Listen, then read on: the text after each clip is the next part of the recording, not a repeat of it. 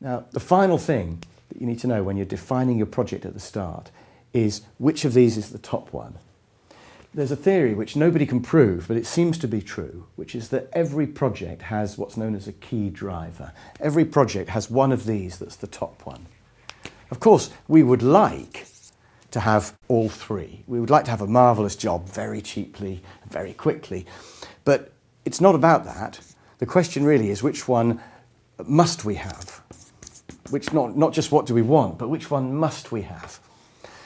And so if you take an example of, say, the Olympics or something like that, quality is important, the budget's important, but the key thing is it must be ready on time.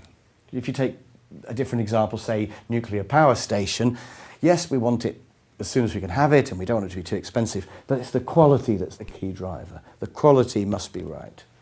Now, why should you care what the key driver is for your project? Well, the first answer is you don't want to fail on the key driver. You know, imagine if the Olympics were really good and really cheap, but just a couple of days late. That would have been a disaster. So for a start, you need to find out what the key driver is so you don't fail on it. And the other reason why the key driver is important is that it tells you what to do when your project starts to go pear-shaped, which it probably will.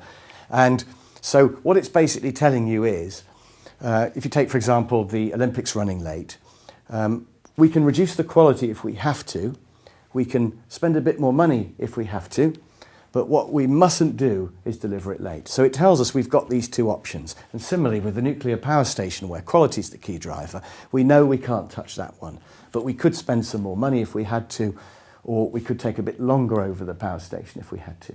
So it tells you what to do when your project's going pear-shaped. So how do you find out the key driver if it's not obvious? Well, clearly you have to talk to your customer or to your stakeholders. But if you just ask them what's the most important one, they'll tell you which one they would like to have rather than which one they must have. So that's why I've got 3 cunning questions that you can ask to find out the key driver. And my first cunning question is to ask them why. If they want it by a particular date or they've got a particular budget, ask them why that date. How did you set that budget? And if they say, we want it by that date because we think it'll take about 6 months to do, that tells you there's nothing compelling about that date. Similarly, if they say the budget is 20,000 and you say why, and they say, well, because that's what we think it will cost. What they're really saying is, if they thought it would cost 25, they'd have given you 25. So you know there's more money there if you really need it. So asking them why can be very revealing. The second of my 3 cunning questions is to ask them what if. What if we did overrun just by a small amount of time, or if we overspent by just a small amount of money? What would happen? And if they say, well, we'll just have to extend the lease on the porter cabins if it takes longer, or we'll just have to get the money from a different budget, then you know that that isn't the key driver. What would happen if the Olympics were just a couple of days late in opening? And if the answer is, whoa, huge disaster, then you know that's the key driver. And then my third cunning question is to offer to trade.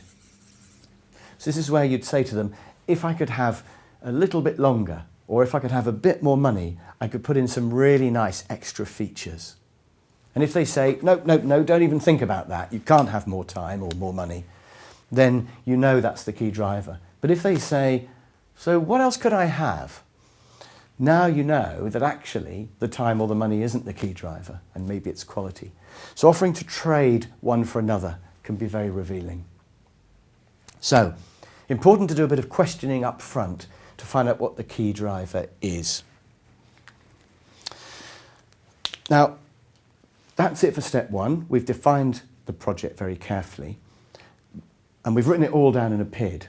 And my final thought is, the PID is the project manager's friend. The PID isn't some horrible document you have to spend ages writing because the company says so or your boss wants it. You're doing it for you.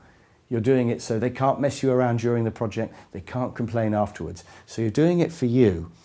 You're doing it to make sure that the project goes well. And in the end, of course, you're doing it for your customers as well, because you want to make sure that they are happy with the result. But the main thing is, it's the project manager's friend.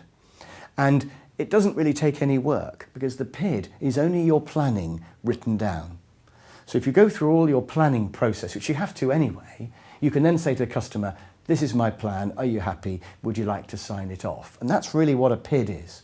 So every time somebody says to me, oh, I haven't got time to do a PID, I say, well, you should know already all the details of your project. And if they say, well, I don't know what I'm going to be spending in month 7 of year 2, I'm thinking, well, you haven't done your planning correctly. So if you do the planning that I'm going to show you in a minute correctly, the PID will be easy. It's just your planning signed off. And it is the best thing you'll ever do.